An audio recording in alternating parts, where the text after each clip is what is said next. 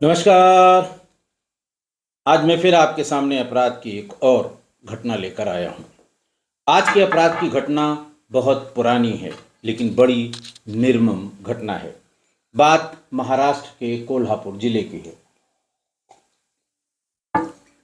कोल्हापुर जिले में Shahupuri police station में 28 अगस्त 2017 को 28 अगस्त को गणपति पूजा का तीसरा दिन था। शोर शराबा था और दोपहर के करीब 2:30 बज रहे थे।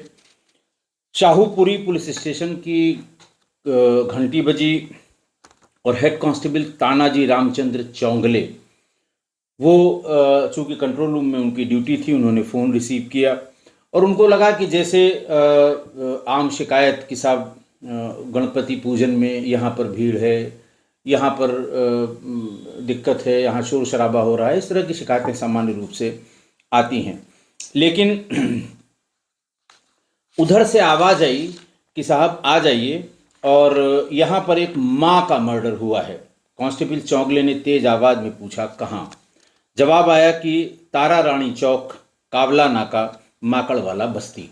ये पूरा एड्रेस हेड कांस्टेबल चौकले को फ़ोन करने वाले ने बताया। दबी जुबान में वो बुदबुदाने लगे कि ये वही बस्ती है जिसे कोल्हापुर के शाहू महाराज ने जानवरों का शिकार करने के लिए बसाया था।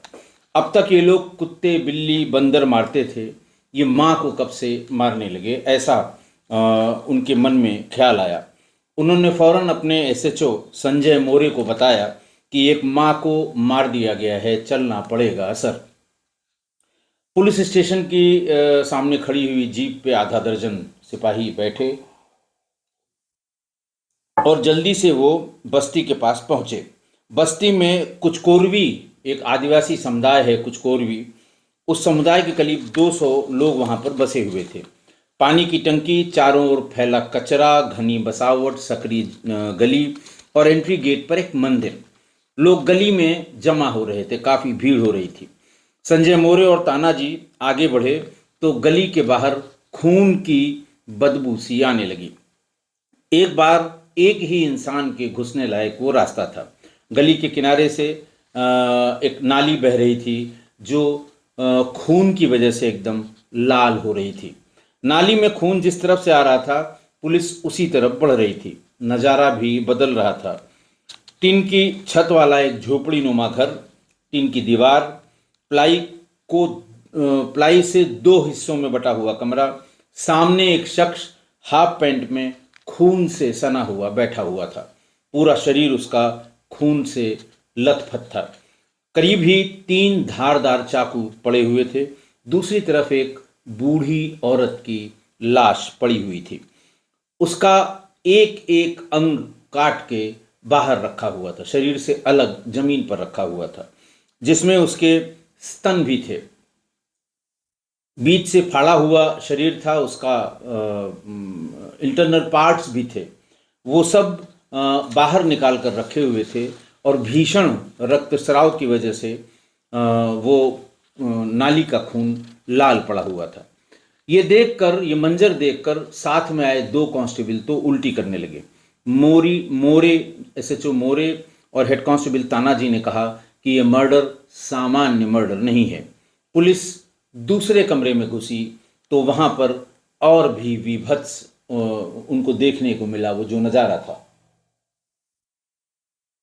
पुलिस ने देखा कि सामने रखे गैस चूल्हे पर धीमी आंच पर एक तवा चढ़ा है। मांस के पकने की बदबू आ रही है। तवे पर मांस का टुकड़ा पड़ा था, उस पर नमक, मिर्च और चटनी पड़ी हुई थी। एक हड्डी का टुकड़ा तेल के बर्तन में भी पड़ा हुआ था। तभी भीड़ से एक सफ़ेद शर्ट पहने हुए और लुंगी पहने हुए एक शख्स आया और उसने कहा कि साहब, ये राजू कुचकोरवी है। ये जो सुनील जो मौके पर बैठा हुआ है, जिसका शरीर वो हाफ पैंट में है, शरीर खून से लथपथ है, उसका भाई है। और राजू ने कहा कि मेरे इस भाई ने ही माँ का कत्ल कर दिया है। मेरी माँ यल्लवा रामा कुचकोरवी को ये मार के खा गया है। ऐसा उस अपराधी के जो माँ की लाश के पास बैठा हुआ था, उसके बड़े भाई ने कहा। वो फिर चिल्लाने लगा कि मेरी माँ को इसने मार दिया। रोते बिलखते राजू कुछ कोरवी नीचे जमीन पर बैठ गया। लोग राजू को ढाढ़स बढ़ाने लगे और सुनील को कोसने लगे। एक ही जगह दोनों बैठे थे और पुलिस ने घेर रखा था। एसएचओ संजय मोरे ने अपने तल्ख अंदाज में पूछा कि इस घर में और कौन कौन रहता है। भीड़ से आवाज आई, सुनील की बीवी और 4 बच्चे सब यहाँ से चले गए हैं, वो सब बम्बई में रहते हैं। सुनील उन्हें रोज मारता था, इसलिए इसकी पत्नी अपने बच्चों को लेके चली गई। मोरे ने राजू से कहा, पत्नी को खबर कर दो। मोरे ने हेड कांस्टेबल तानाजी से कहा कि प्रेस वालों को भी बुलवा लो, फॉरेंसिक की पूरी टीम बुलवा लो और उसके बाद तब हम आगे की कार्रवाई शुरू करते हैं। कुछ ही देर में कोल्हापुर के जर्नलिस्ट उद्धव गोडसे वहां पहुंच गए। पूरा इलाका छावनी में तब्दील हो गया। कई थानों की फोर्स मौके पर पहुंच गई। गोडसे जब उस घटना को याद करते हैं, क्योंकि उनकी भी गवाही कोर्ट में हुई थी, उन्होंने कहा कि 17 साल के उनके कैरियर में ऐसा कभी नहीं हुआ था। वो कैसे खबर लिखें, इस उधेड़-बुन में वो बहुत परेशान थे, क्योंकि उनका ये कहना था समाज में यही बताया गया है कि माँ पर कभी हाथ नहीं उठाना चाहिए, और यहाँ तो एक माँ को काट कर मार दिया गया और उसके अंग प्रत्यंग को तवे पर नमक, मिर्च और तेल डालकर भूना जा रहा था। कमरे के हर कोने की, तभी सब फोटो आ गए, जो फॉरेंसिक वाले थे, हर कोने की फोटोग्राफी होने लगी और सुनील के हाथ खून से रंगे हुए थे, कपड़े भी खून से भीगे थे। फॉरेंसिक टीम ने सुनील के कपड़े बदलवा कर एक थैले में उसका जो खून आलूदा शर्ट पैंट था उसको रखा, दूसरे कपड़े उसको पहनने को दिए। डेड बॉडी के पास रखे हुए तीनों चाकू पैक कर लिए उन्होंने। डेड बॉडी के पास के सारे अंग अलग अलग थैलियों में समेट लिए और पूरी बॉडी को पोस्टमार्टम के लिए भेज दिया। जब डेड बॉडी के पास पड़े अंग पुलिस पैक कर रही थी, तभी उसको लगा कि कुछ अंग इसमें से गायब हैं। तवे पर पड़े मांस के टुकड़े को फॉरेंसिक टीम ने समेट लिया। तब तक सुनील एक कोने में बैठा हुआ था। दरवाजे पर खड़ी भीड़ भड़क रही थी। कोई कह रहा था इसे यहीं मार दो। सुनील एक शब्द नहीं बोल रहा था और वो भीड़ को एकटक देख रहा था, और उसकी पत्नी और बच्चे अभी तक नहीं आए थे। भीड़ को हिंसक होता हुआ देख के संजय मोरे ने यह कहा कि इसको हथकड़ी लगाकर तुरंत थाने भेज दिया जाए। भीड़ के बीच में से पुलिस उसको खींचती हुई जीप पर बिठाकर साहूपुरी थाने ले गई। इधर सुनील की पत्नी लक्ष्मी कुछ कोरवी को खबर मिलते ही वो कोल्हापुर की बस में बैठ गई और वो इसी चिंता में थी कि क्यों इसने, सुनील ने माँ को मारा। ये बात समझ में नहीं आ रही थी। रात तकरीबन 8 बजे लक्ष्मी भी घर पहुंच गई। घर के पास अभी तक भीड़ जमा थी। चीखते हुए लक्ष्मी ने भीड़ से पूछा, कहाँ है सुनील? लोगों ने बताया उसे पुलिस ले गई है। भाई राजू, पड़ोसी मयूर कंडले और सचिन नागप्पा जाधव भी एफआईआर कराने के लिए गए हैं। बच्चों को छोड़कर लक्ष्मी माथे पर पल्लू खींचते हुए झटपट पैदल ही थाने पर पहुंच गई। वहां पहुंचते ही लक्ष्मी की नज़र बैरक के भीतर, यानी हवालात के भीतर खड़े हुए सुनील पर पड़ी। वो बैठे हुए सुनील पर पड़ी। वो बेसुध था। लक्ष्मी की किसी बात का वो जवाब नहीं दे रहा था। लक्ष्मी पूरी रात थाने पर बैठी रही। सुनील से उसकी 2 दिन बाद फिर प्रॉपर बात हो पाई। लक्ष्मी के मुताबिक वो नशे में धुत था। जब वो होश में आया तब लक्ष्मी ने उससे पूछा कि माँ को तुमने क्यों मारा? तो सुनील ने कहा, मैंने माँ को नहीं मारा, मैंने बिल्ली मारी थी और बिल्ली को काट कर उसका ही अंग में खा रहा था। सुनील का ये जवाब सुनकर लक्ष्मी वापस बस्ती लौट गई। वह पढ़ी लिखी भी नहीं थी। अब आगे क्या होगा ये सोचकर वो परेशान हो रही थी। अब जब उसको हल्का सा होश आ रहा था तो वो बार बार यही चिल्लाते हुए कहता था, मैंने माँ को नहीं मारा है, मैंने बिल्ली मारी थी। और पुलिस सोच रही थी कि अगर सुनील ने बिल्ली मारी तो यल्लवा को आखिर किसने मारा, किसने यल्लवा को मतलब उसके माँ की हत्या की। बहरहाल तवे पर पड़े मांस के टुकड़े और चाकू को फॉरेंसिक लैब टेस्ट करने के लिए भेज दिया। उन्होंने बताया कि साहब, मैं सुनील का पड़ोसी हूँ, मैंने उसे बचपन से देखा है। वो किसी भी जानवर को हाथ से पकड़कर मरोड़कर उसे मार देता था। सुनील के पिता ने 2 शादियां की थीं। पहली पत्नी से एक बेटी हुई थी और फिर उसके पिता ने दूसरी शादी कर ली। राजू और सुनील इसके पिता की दूसरी शादी की दूसरी पत्नी के बेटे हैं। राजू बड़ा है, सुनील छोटा है। सुनील के पिता नगर निगम में सफाई कर्मचारी थे। रिटायरमेंट के बाद पेंशन मिलती थी। 1 साल पहले उनकी भी मृत्यु हो गई। अब दोनों पेंशन, उसकी पेंशन, सुनील के पिता की पेंशन दोनों पत्नियों में आधी आधी बांट दी जाती है और सुनील की मां के हाथ बमुश्किल 6,000 रुपये हर महीने में आते हैं। शुरुआत में सुनील वेल्डिंग की दुकान पर काम करता था। जब वो ज़्यादा नशा करने लगा तो मालिक ने उसे निकाल दिया और बाद में सुनील को कहीं और काम मिलना बंद हो गया क्योंकि वो नशे का आदी था और वो मांस खाने का बहुत शौकीन था। लिहाजा अपनी माँ से रोज पैसों के लिए लड़ाई करता था।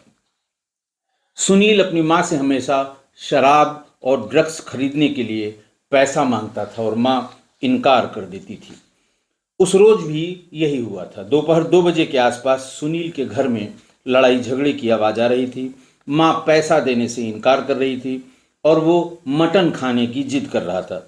जब लड़ाई ज़्यादा हुई तो माँ ने गुस्से में सुनील से कहा कि तुझे इतना ही मटन खाने का भूत चढ़ा है, तो मुझे मार कर खा जा।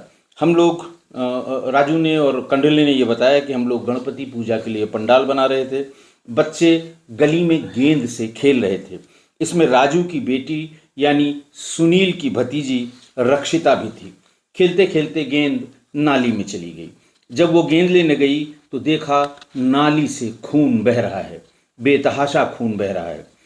वो खून सुनील के घर की तरफ से आ रहा था। वो भागी भागी सुनील के घर गई और जब उसने वो मंजर देखा तो चीख पुकार शुरू हो गई। उसने देखा कमरे में दादी की लाश पड़ी है, बगल में उसका चाचा सुनील खून से नहाया बैठा है। चारों तरफ हल्ला हो गया। राजू भी अपने भाई सुनील के घर पहुंचा। जब उस गली में और आसपास के लोगों ने हल्ला मचाया तो राजू भी वहां पहुंच गया और माँ की डेड बॉडी देखते ही उसने सुनील को 2 थप्पड़ भी रसीद कर दिए, लेकिन सुनील वहीं बैठा रहा, टस से मस नहीं हुआ। घटना के 3 दिन बीत चुके थे और संजय मोरे जो आईओ थे, उन्होंने सख्ती से सुनील कुछ कोरवी से पूछताछ शुरू की, लेकिन उसके चेहरे पर न तो कोई पछतावा था न कोई शकन थी। वो बार बार चिल्लाकर यही कहता था कि मैंने माँ को नहीं मारा है, मैं क्यों मारूंगा, मैंने बस बिल्ली मारी थी। पुलिस को ये केस उलझता हुआ दिख रहा था।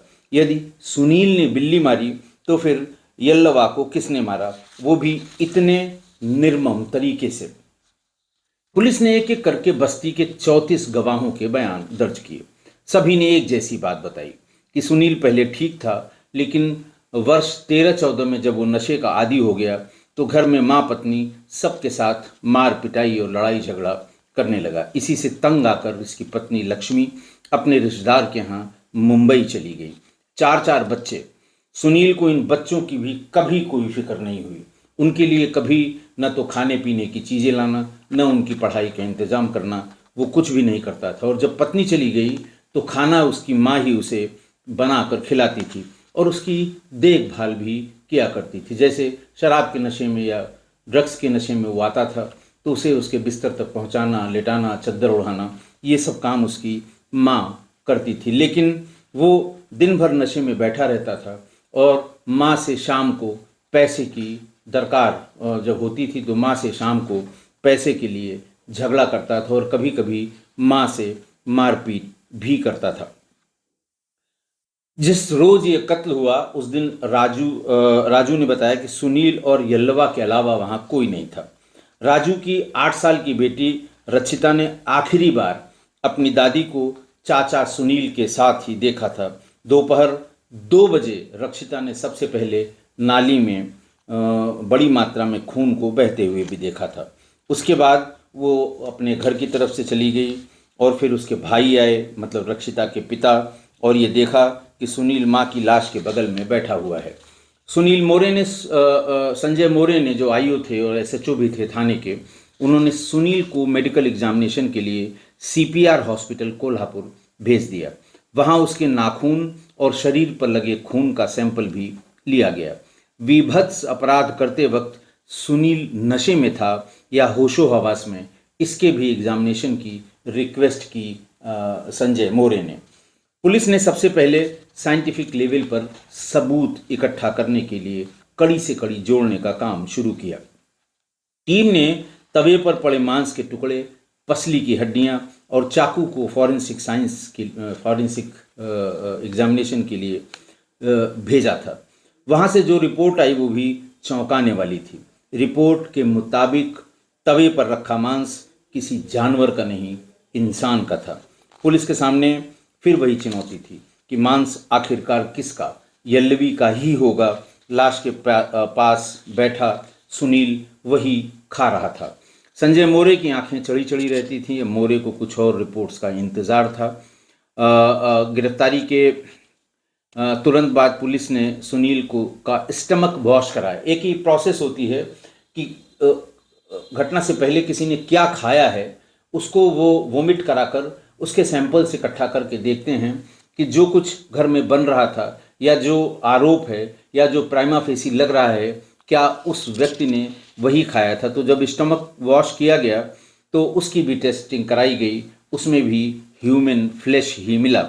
जो चाकू और कपड़े भी बरामद किए गए उनकी भी रिपोर्ट मंगा ली गई।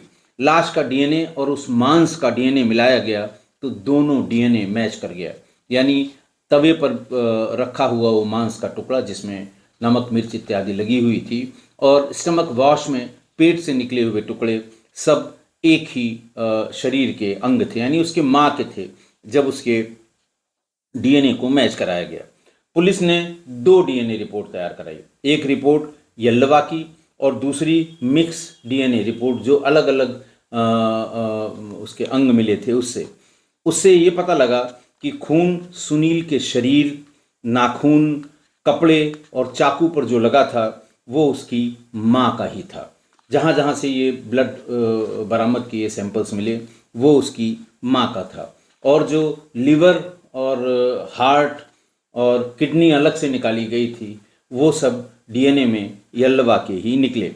और इससे साबित हुआ कि सुनील ने पहले 3 धारदार चाकू से मर्डर किया।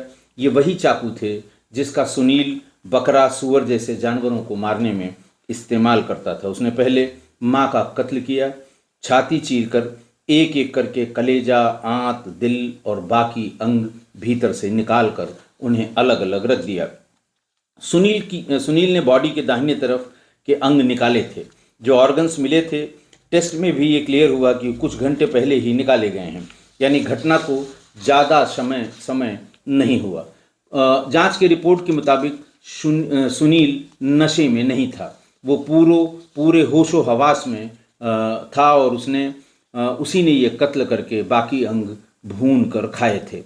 हालांकि किसी ने भी यल्लवा का कत्ल होते नहीं देखा था, इसलिए पुलिस ने लास्ट सीन थ्योरी क्रिएट की, यानी यल्लवा को मरने से पहले आखिरी बार सुनील की 8 साल की भतीजी रक्षिता ने ही जिंदा देखा था और तब सुनील ही यल्लवा के साथ दिखाई पड़ा था जब वो खून उसकी नाली में बहता हुआ मिला था। तो पुलिस के मुताबिक जो रिपोर्ट्स थीं वो ये साबित कर रही थीं कि यल्लवा का कत्ल सुनील ने ही किया था, लेकिन इस खूनी खेल का कोई चश्मदीद गवाह नहीं था। और तो क्या बिना चश्मदीद गवाह के उसका ट्रायल होना और फिर सज़ा होना संभव था या नहीं था, क्योंकि कोर्ट में तो वकील जब बहस करते हैं तो उसका कोई भरोसा नहीं कि वो बहस को किस तरफ ले जाएंगे। जब चार्जशीट सबमिट हुई, जेल भेज दिया गया, तो सुनील के वकील थे, सुनील के खिलाफ कोल्हापुर के सबसे फेमस वकील थे विवेक शुक्ला। उन्होंने सुनील के खिलाफ केस लड़ना शुरू कर दिया और पुलिस को की एक एक रिपोर्ट सिलसिलेवार उन्होंने कोर्ट में रखनी शुरू की। शुक्ला ने जिरह के दौरान कोर्ट से कहा कि माय लॉर्ड, एक बेटे ने अपनी मां का कत्ल किया है। ये सिर्फ कत्ल ही नहीं है, जिस मां की कोख ने इस बेटे को जन्म दिया है उसी को ये भून कर खा गया। लेकिन सुनील के वकील बीडी लांबोरे बचाव में कहते रहे कि सुनील ने कत्ल नहीं किया है और कातिल को पकड़ने में नाकाम पुलिस ने ये एक थ्योरी, मनगढ़ंत थ्योरी गढ़ ली है। बहरहाल बहुत लंबी बहस हुई और दोनों तरफ से वकील और डिफेंस का लॉयर बार बार यही कहता रहा कि साहब ये पुलिस असली कातिल को पकड़ने में नाकामयाब है, इसलिए वो इस तरह की थ्योरी कोर्ट के सामने मनगढ़ंत थ्योरी पेश कर रही है। बहरहाल पुलिस ने 34 गवाहों के इकबालिया बयान और जिसमें भतीजी रक्षिता का लास्ट सीन ऑफ क्राइम के पहले लास्ट सीन जो देखा गया है उससे जो उसका बयान हुआ उससे काफ़ी मदद मिली कोर्ट को इस नतीजे पर पहुंचने पर कि सुनील ने ही अपनी मां का मर्डर किया था। इतनी गवाही के बाद आखिरी दिन 4 जुलाई 2021 को शुक्ला जी ने, जो उसके विरोध, सुनील के विरोध में वकील थे, उन्होंने कहा कि साहब ये रेयरेस्ट ऑफ रेयर केस है और सारे सबूत बचाव पक्ष के खिलाफ हैं, इसलिए फांसी से कम की सज़ा इसमें नहीं होनी चाहिए। 8 जुलाई 21 को कोल्हापुर सेशन कोर्ट के एडिशनल जज महेश यादव ने अपने 98 पन्नों का जजमेंट पढ़ना शुरू किया। सुनील कुचकोरवी अपनी मां यल्लवा के कत्ल का दोषी पाया गया। चश्मदीद गवाह न होने का मतलब ये नहीं कि कत्ल सुनील ने नहीं किया, ऐसा जज साहब ने अपने आदेश में लिखा है। और तमाम उन्होंने बातें जज साहब ने अपने ऑर्डर में लिखी कि ये रेयरेस्ट ऑफ रेयर केस है, विरलतन मामलों में एक है। और आरोपी सुनील रामा कुचकोरवी को जज साहब ने इंडियन पेनल कोड 1860 की धारा 302 के तहत दोषी ठहराया और उसे सजाए मौत की सज़ा सुनाई और उसे फांसी के फंदे पर, ये लिखा कि उसे फांसी के फंदे पर तब तक लटकाए रखा जाए जब तक कि उसकी मौत न हो जाए। ये पूरा मामला लगभग 3 साल चला, लेकिन इस फैसले के खिलाफ सुनील एक बार फिर हाई कोर्ट गया है, जहां हाई कोर्ट में इसकी सुनवाई चल रही थी। उसके बाद 1 अक्टूबर 2024 को बॉम्बे हाई कोर्ट ने दोबारा फांसी की सज़ा को बरकरार रखा। हाई कोर्ट ने कहा कि ये नरबख्शी है, इसे उम्र कैद दी गई तो ये जेल में इंसानों को मार कर खा जाएगा। इतनी तल्ख टिप्पणी मुंबई हाई कोर्ट ने की है। सुनील कुचकोरवी 2017 से यरवदा जेल में है। फिलहाल उसे बॉम्बे हाई कोर्ट के फैसले के खिलाफ सुप्रीम कोर्ट में भी अपील दायर कर रखी है। सुप्रीम कोर्ट ने 11 दिसंबर 2024 को सुनील की फांसी पर 6 मई 2025 तक रोक लगा दी है। अभी उसकी अपील पर सुनवाई होना बाकी है। आज की घटना, अब आज की घटना में कुछ कहने को रह नहीं गया। एक बेटे ने अपनी उस माँ को, जिसने उसे 9 माह अपने पेट में रखा, अपनी कोख से जन्म दिया, अपना दूध उसे पिला के बड़ा किया, उसने उसको कितने निर्मम तरीके से मार दिया। कहा गया है ना कि पूत तो कपूत हो सकते हैं, माता को माता नहीं हो सकती। लेकिन इस कपूत ने, मतलब शरीर के अंगों को काट काट कर अलग रख देना और फिर दिल, जिगर, इन सब को निकाल कर तवे पर भून कर उस पर मसाला और तेल लगाकर एक एक करके खाना, मतलब ये तो सुन के ही एक अजीब सी मन में बेचैनी होती है कि क्या हो गया है इस सोसाइटी को, क्या हो गया है लोगों को कि ये कुत्ते बिल्ली मार कर खाते खाते अपनी माँ को ही मार कर खा गया। इसमें कोई टिप्पणी करने लायक है नहीं, कुछ बचा नहीं है कि इसमें कोई टिप्पणी की जाए। बस ईश्वर से यही प्रार्थना है, ऊपर वाले से यही प्रार्थना है कि सुप्रीम कोर्ट में भी वही कुछ हो जो कोल्हापुर की सेशंस कोर्ट और मुंबई की हाई कोर्ट ने किया है। और हम उस दिन का भी इंतज़ार करेंगे जब इस नरभक्षी, माता का भक्षण करने वाले इस नालायक औलाद को फांसी की सज़ा मिल जाए। आशा है आप मेरी इस बात से सहमत होंगे। आज के लिए इतना ही। बहुत बहुत धन्यवाद।